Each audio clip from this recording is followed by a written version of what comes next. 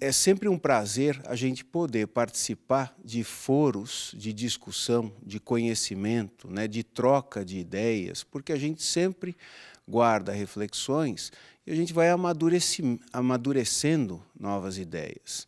Esse segundo encontro, promovido pela Comissão Técnica Nacional de Governança da ABRAP, é fundamental por conta disso. Em primeiro lugar, porque ela lida com a estrutura organizacional das entidades, quer dizer, como a gente pode se preparar para conduzir da melhor maneira as atividades que a gente tem que levar no dia a dia de um fundo de pensão, visando a segurança dos participantes, a segurança dos planos de benefício. Então, isto por si só já é uma coisa muito importante, muito relevante.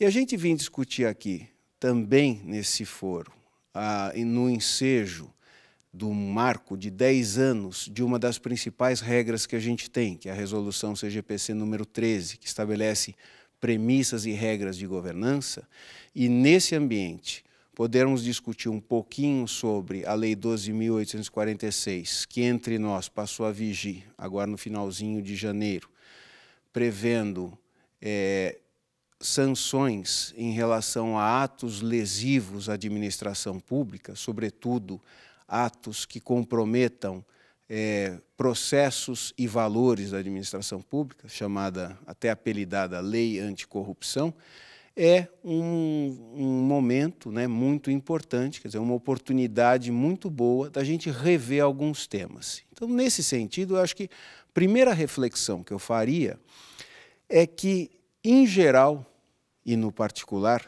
logo depois eu explico por quê, vale a pena a gente começar a repensar para que existe uma lei e qual a postura que a gente deve adotar diante dela. Claro, uma lei, no nosso sistema jurídico, é feita para ser cumprida, mas a lei é uma indução de comportamento. Ela vai estabelecer normas de comportamento e sanções para o descumprimento dessas mesmas normas. Para que ela possa cumprir os seus objetivos, ela tem que ter tido um processo legítimo de produção e ela tem que ter sido produzida com qualidade. Essa lei, a 12.846, ela saiu depois de um processo legislativo de aproximadamente 3 anos do Congresso Nacional.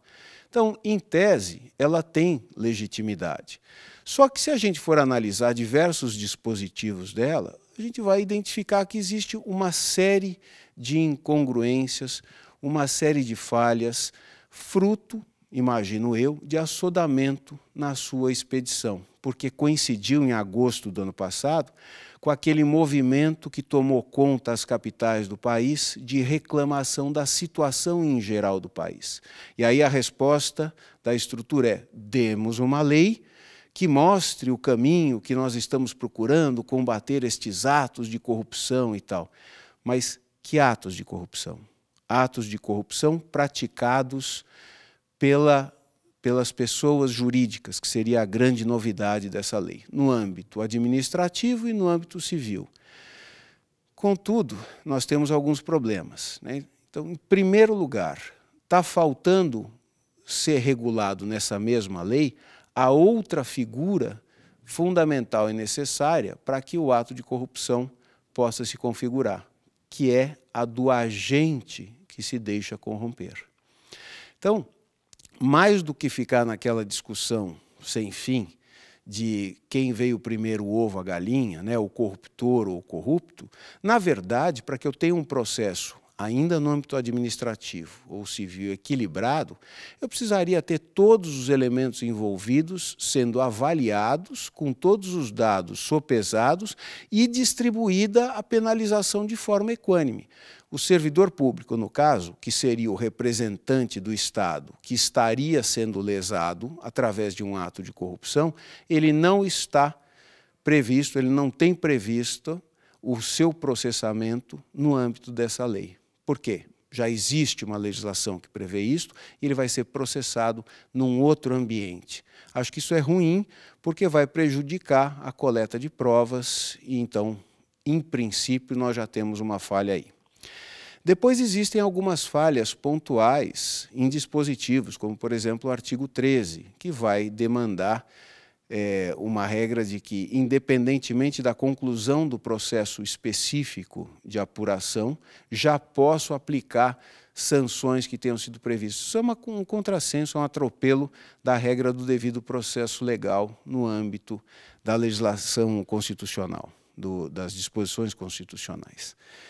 A gente sabe que esta lei veio também atender a interesses internacionais, de satisfação internacional do país. Por quê? Porque o país já tem uma visibilidade externa complicada do ponto de vista de se achar que o brasileiro é muito inventivo, ele é muito cordial, ele dá o jeitinho. Então, vamos conjugar a nossa legislação interna aqui com a internacional, visando coibir esses atos de financiamento de terrorismo, de lavagem de dinheiro, que são todos procedimentos irmãos e decorrentes desses atos de corrupção. Muito bem, bacana, acho que a iniciativa é legal. Só que a gente precisa entender como é que a gente transplanta essas regras para o seio da nossa sociedade. E não é só com lei. Aí eu caio no ponto que eu acho fundamental, que é o da educação. E aí eu retorno na questão do questionamento da conveniência, oportunidade ou mesmo da realidade trazida pela lei. Só porque ela saiu de uma fonte competente, ela deveria ser preservada?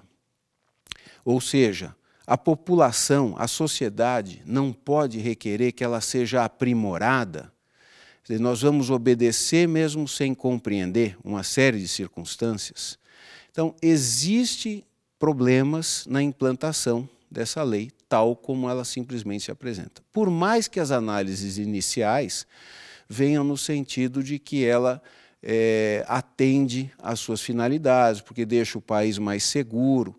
Como vai deixar o país mais seguro se, eventualmente, o cumprimento de algumas disposições ali vão demorar anos, discutidas no âmbito, inclusive judicial, nosso âmbito, nosso poder judiciário, ele está saturado de processos. Nós temos 92 milhões de processos, levantamento do CNJ, o que dá aproximadamente um processo para cada 2 pessoas. Isso é inviável em termos de andamento, muito menos em termos de aplicação de justiça.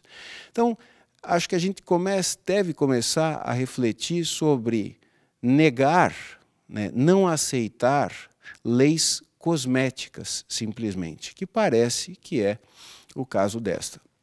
Ela tem disposições que visam, em princípio, coibir atos de corrupção, atos anticoncorrenciais, sempre em prejuízo da administração pública. Mas a gente precisa também enxergar que este comportamento todo não será erradicado do país simplesmente por uma lei. Nós precisamos começar a investir na educação das pessoas, porque é só através da educação que nós vamos conseguir definir padrões diferenciados de comportamento.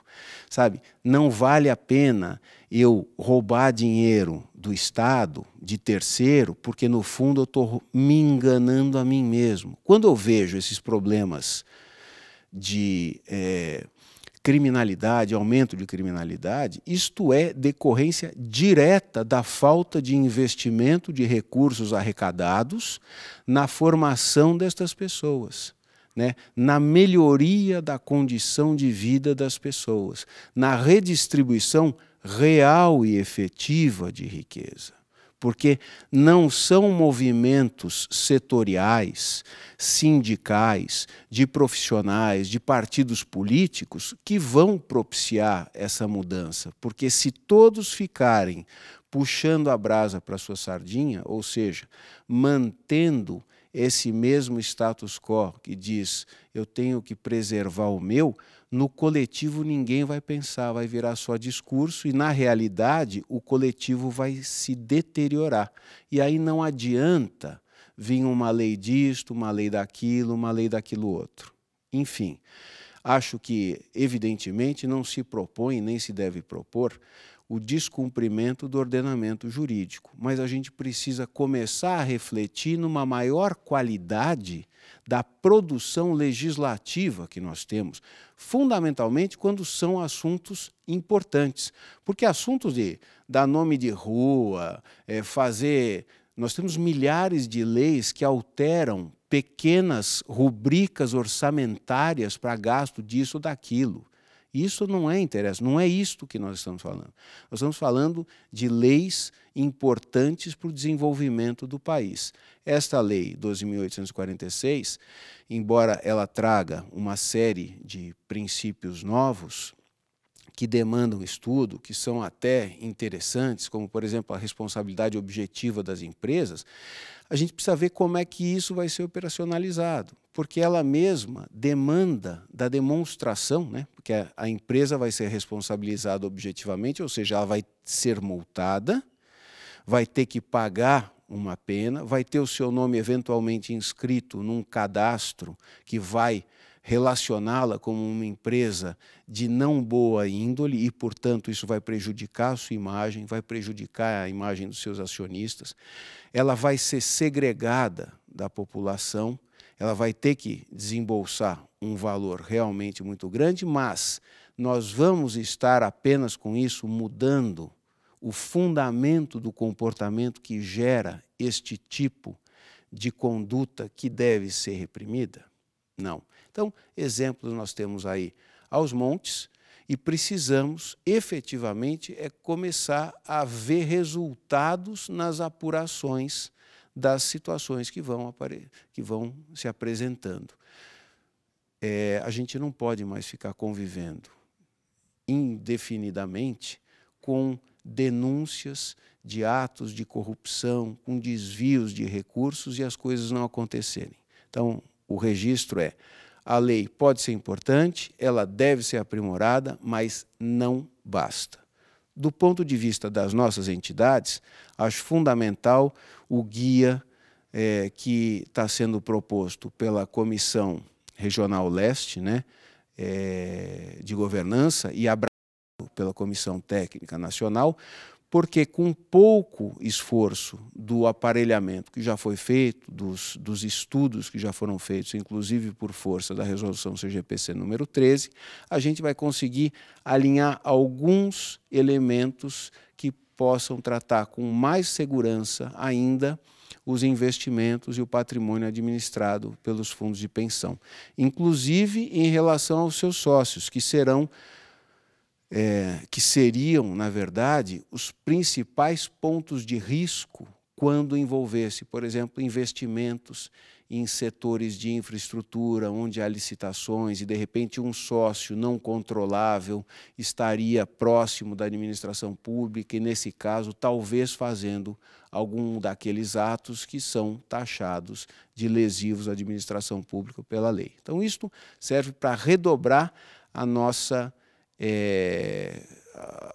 os nossos cuidados em relação a essa matéria, mas o que é fundamental é o seguinte, é que se nós preservarmos a nossa cultura, a nossa educação, os nossos princípios éticos, a gente dificilmente vai precisar da proteção de uma legislação como essa, porque internamente nós já vamos ter construído instrumentos que sejam suficientemente fortes para nos livrar dessas tentações e, portanto, impedir que a gente pratique atos dessa natureza que, repito, vêm só em prejuízo de toda a coletividade, inclusive de quem o faz.